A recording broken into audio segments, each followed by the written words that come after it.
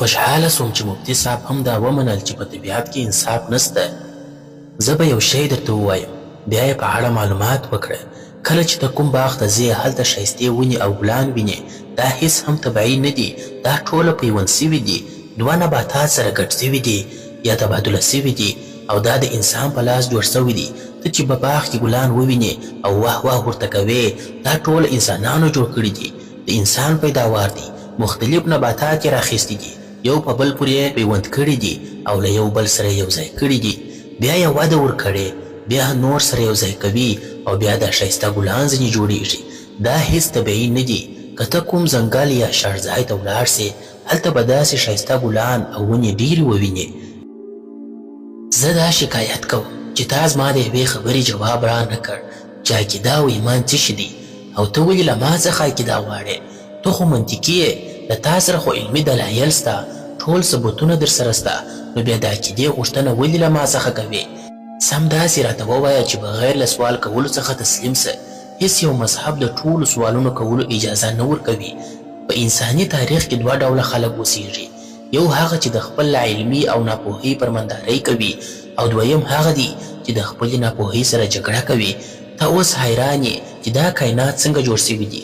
خلک حیران ول چې دا لمر څنګه له یوې خوا څخه راپورته کیږي او له بلې خوا څخه لویږي.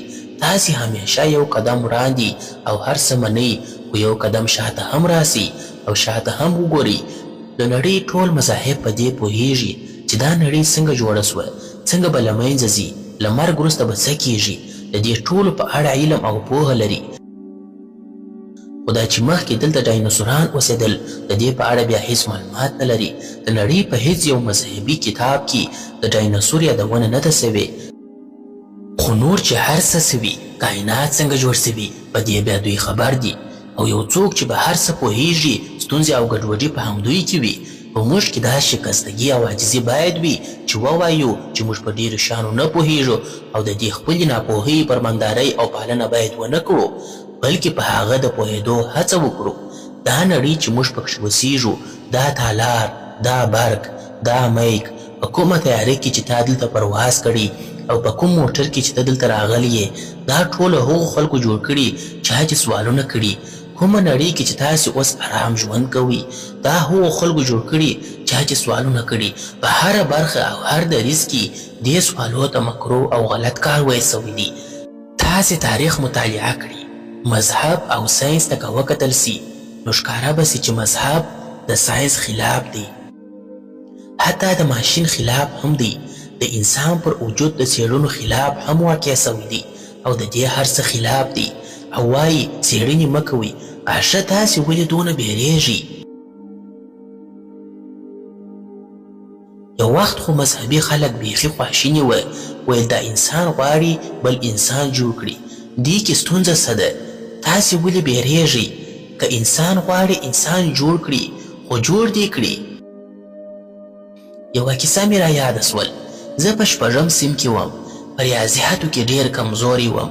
یو ښوونکی راته وګمارل سو، هغه به ماته 1 2 3 4 5 6 7 داسې یو څه را زده کړل.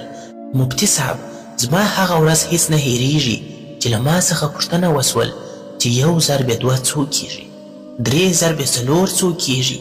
ما چې ویل سر به مې په دا منځ پټاو سي، دونه سخت وه لکه یو څوک چې راته ووایي په دې دیوال ننوځه.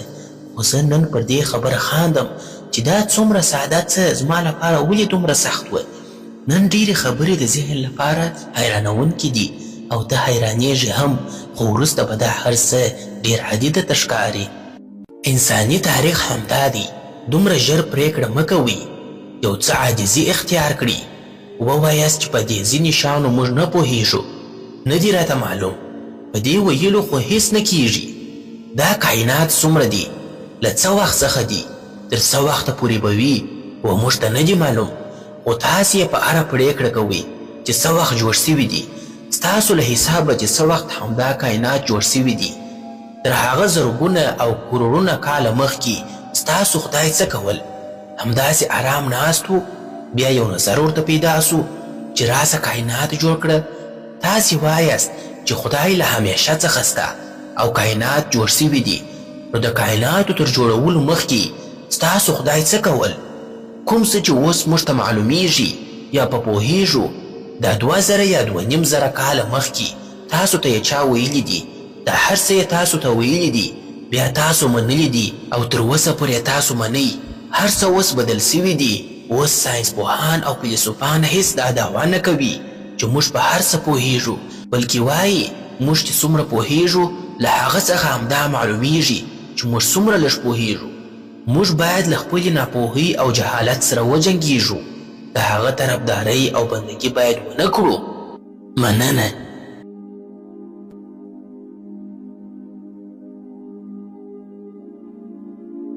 اوس د جاوید اختر صاحب د جواب لپاره مفتي صاحب ته بلن ورکوو چې سټیج ته راسي. مهرباني وکړئ مفتي صاحب.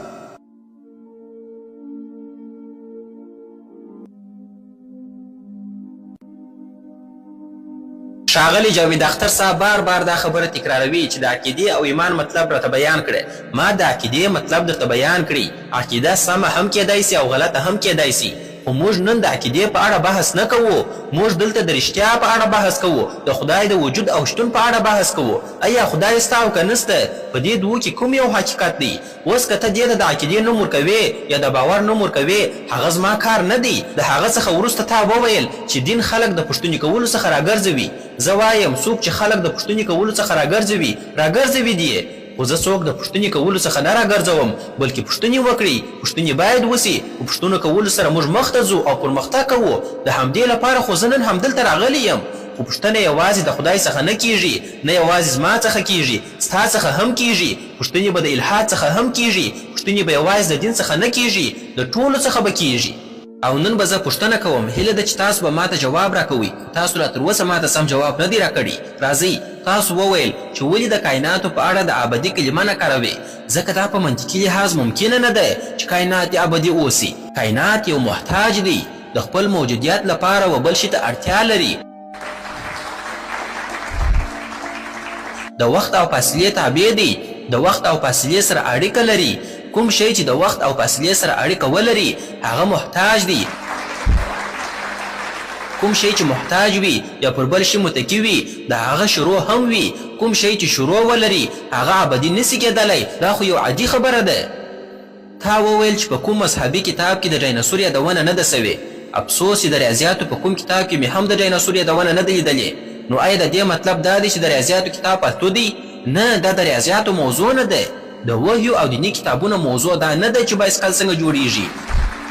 او یا هم دا درته ووایي چې ډایناسور په کوم وخت کې شتون درلودي. مذهبي کتابونه تاسو ته اخلاق درښیي، د خدای په اړه بحث درته کوي. دا کتابونه د نه لمسېدونکي واقعیت د حقیقت د زده کولو لپاره راغلي دي. آیا دین د ساینس مخنیوی کوي؟ نه یې کوي. که یې کوي نو غلط کوي. دین د ساینس پرستۍ مخنیوی کوي، په کوم کې چې زموږ جاوید صاحب هم اخته دی. په ساینس او ساینس پرستۍ کې توپیر شته. ساینس پرستی دې ته وایي چې د علم یعنې پوهې د حاصلولو یوازینۍ سرچینه ساینس او ساینسي تګلاره ده. دې ته ساینس پرستی وایي. موږ دغه ساینس پرستی رزدوو. ساینس ته خو موږ پرمختګ ورکوو. وروره ته زموږ ټول تاریخ وګوره، درته معلومه به سي. د مذهب او ساینس اړیکه یو جلا موضوع ده. زموږ له موضوع سره ربط او اړیکه نه لري.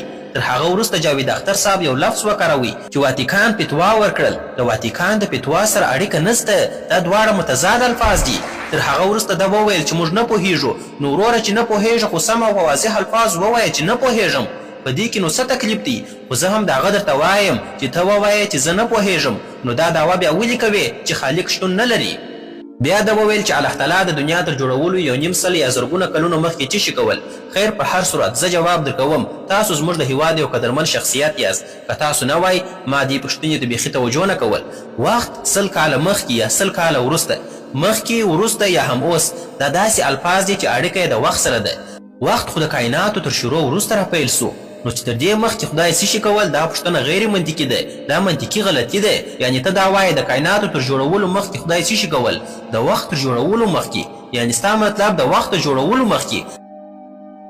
د مخکې د لفظ اړیکه د وخت سره ده، او وخت خو هغه مهال نه و. نو د الله تعالی په شان کې دا پوښتنه ناسمه ده.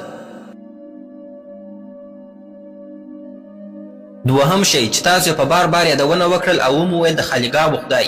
ته چې د کوم خالیګاو په اړه خبرې کوې، ساينس چې د کوم شي په واسطه دا خالیګاوي ثابتوي، هغه شی به هم محتاج وي، یعنی په یو بل شي پورې به متکی وي، هغه که قوه وي، انرژي وي یا هم بل کومه پیښه وي. نو ځکه خو به زموږ پوښتنه هغه وخت هم ناسمه وي تر څو تاسو واجب الوجود ته رانسي او په عقلي دنیا کې لایتناهي سببونه تلسلسل هم ناممکن دي.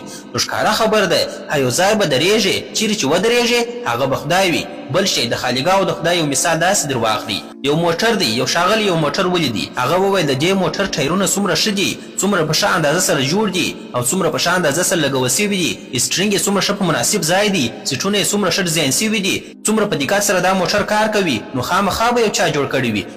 او په دې وخت کې ښاغلی جاوید اختر صاحب راځي او وایي بانټ یې خلاص کړی، ویې لیدل چې په موټر کې ماشین سته، نو بیا وایي دا ماشین دا موټر چلوي، دا موټر هیڅ چا نه دی جوړ کړی. نو دا خو یو غیر منطقي خبر ده، دا د باور وړ نه ده. تا خو د ماشین په واسطه هغه خالیګاه ثابته کړې، خو آیا په دې سره به د موټر جوړښت او جوړونکی ناممکن سي؟